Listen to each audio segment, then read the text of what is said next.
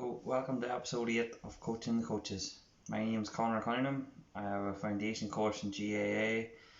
Um, I've played soccer or football. I've played Gaelic football. I've played hurling.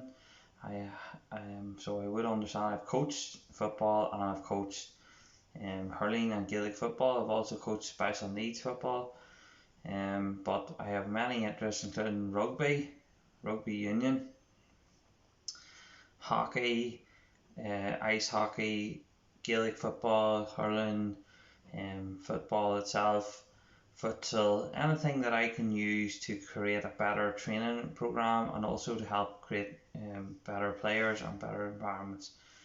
Today we're going to be discussing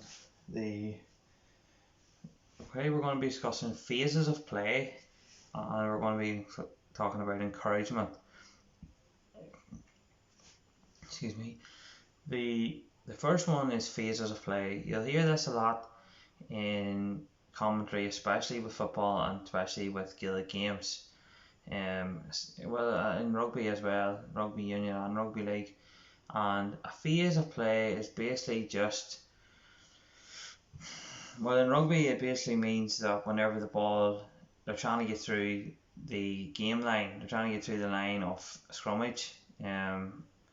But also in NFL, I would have a keen interest in it. It's also adapted there. Now, in terms of Gaelic and in terms of soccer or football and hurling, it's really just how the ball goes from one end of the field to the other. In terms of phases with your defence, your midfield, your forward, it's about making a seamless and well drilled, well organised movement up the field. And also whenever you don't have the ball, it's to try and cut down them phases of play.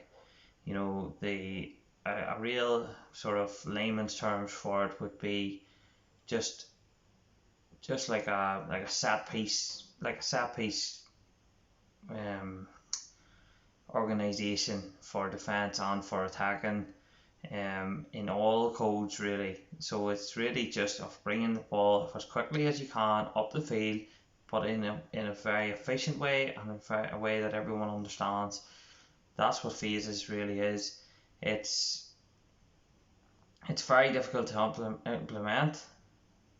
In the underage, it's probably impossible because, like I've said on numerous occasions, in Ireland you can have 4 or 5 players that are really interested, really keen, really want to learn, and then you have, because we play 15 a side, in some cases it'd be 11 or 13 a side in underage, them other 8 players aren't as keen, so they won't listen as well, they won't adapt, they won't try and take the information in, so you're sort of battering your head against a brick wall really, because them 5 players can only do it at a certain level, and you have to create something that the people know where they should be, when they should be there, and how they should be. Now, it's very difficult to try and understand that there. You have to understand the players that you're dealing with. You have to understand what their needs are. If you have,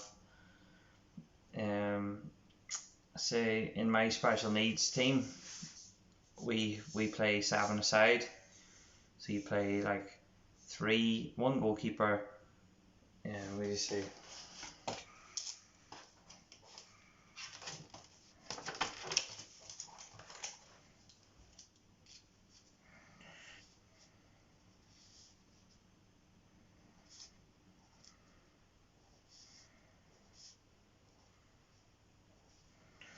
that's the way that we would play. 1 goalkeeper, 2 defenders, 1 sort of holding midfielder, 2 central midfielders, and 1 attacker. That's basically what way that we play. Now, as I say, we would try and make sure that we have a player here that's capable of playing the passes that are needed for this area.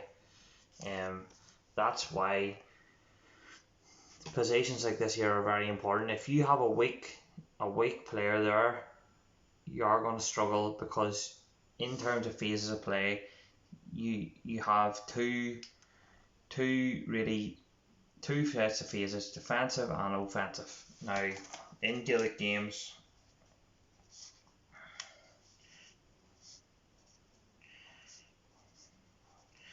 as we've talked about before, that's the 15 there, that you would have two midfielders. They would be closer together, the two midfielders, but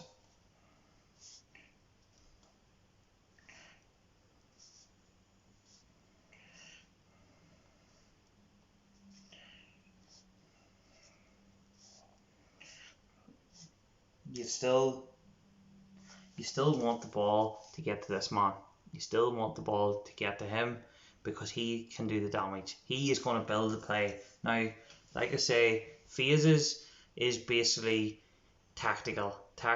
What you want the players to do, where you want them to go. It's just like we spoke about in episodes before, where you would have a sweeper, or you would have a midfielder, third midfielder, or you'd have your corner forward go back. In rugby, you see it all the time. You'll see, in terms of Ireland, you'll see the players 13, 14, 13, 12, 8. You'll see them in the centre. They're always moving the ball, always trying to create space, always trying to work at score for the number 14 and number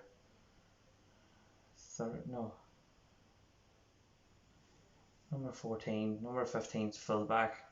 He really keeps on top of everything. He can see everything. He has to be tactically aware in rugby, number 15, so he can see everything.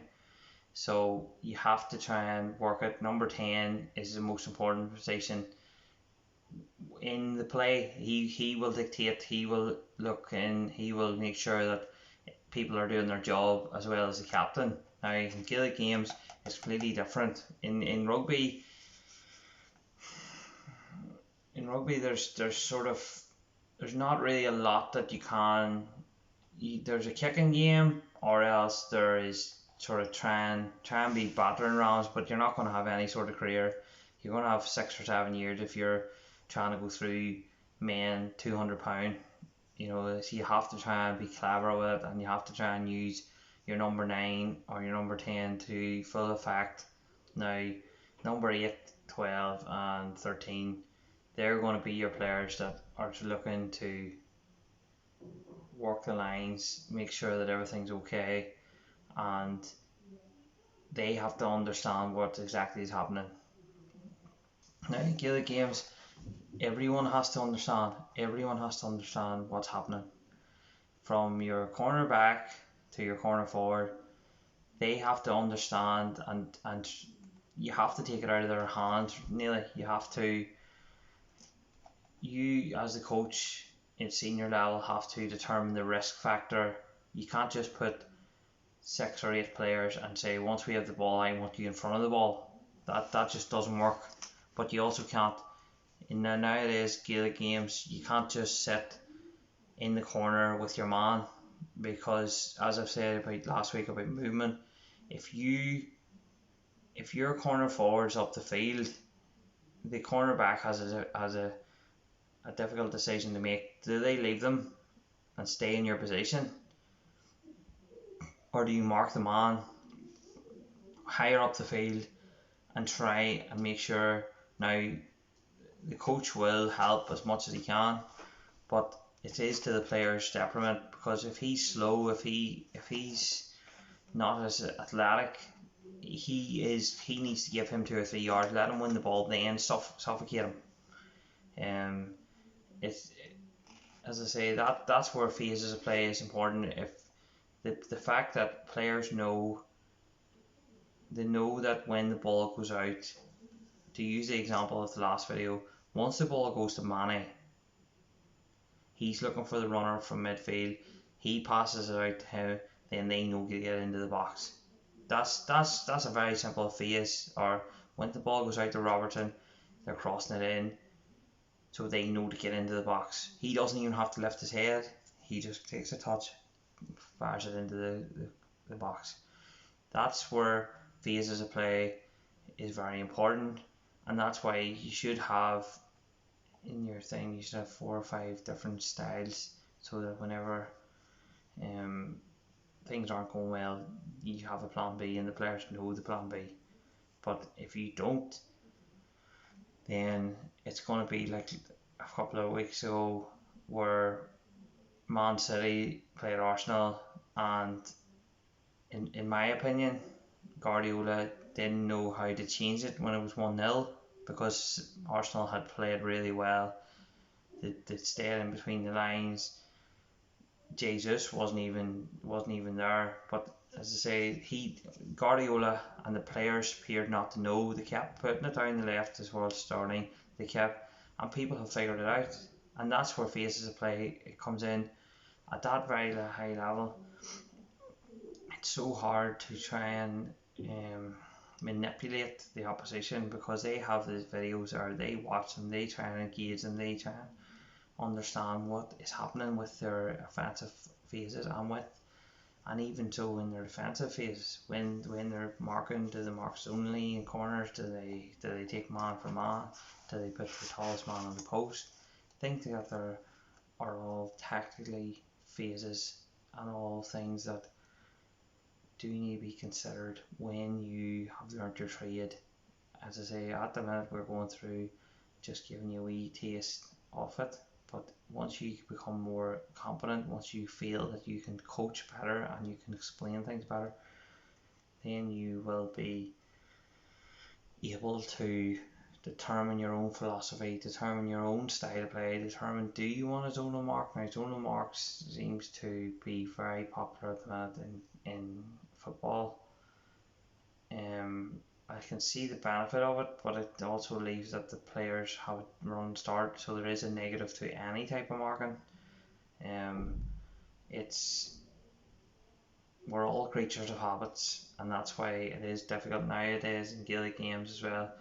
The way that every match is videoed, everything is online. They can be reviewed, they can be looked at, and they can figure out their flaws. So you can't just be a one-trick pony anymore, because it used to be maybe when matches weren't on TV as much. Yeah.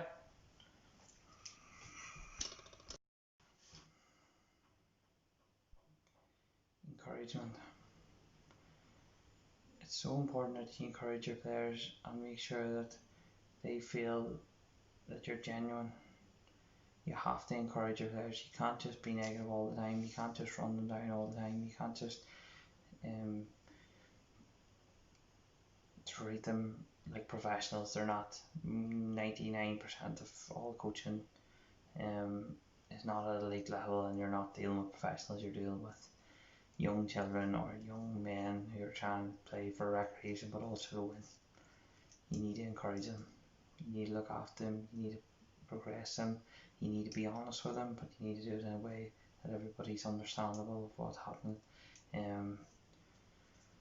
You do need to encourage, and make sure that you do that. You have to show their strengths, and then, if a player can catch a ball, but he can't kick it so well, or if he can take the ball and his first touch bounces off him, but he can get the shot away. You can't teach them things, but it's all about encouraging them, making sure that the good parts of their game stays, but that they can work on the poor parts. This year is a down jersey, so it is. It's my own county. This was 94, and they won the All Ireland that year. It's a very famous jersey in this county. And thank you for watching.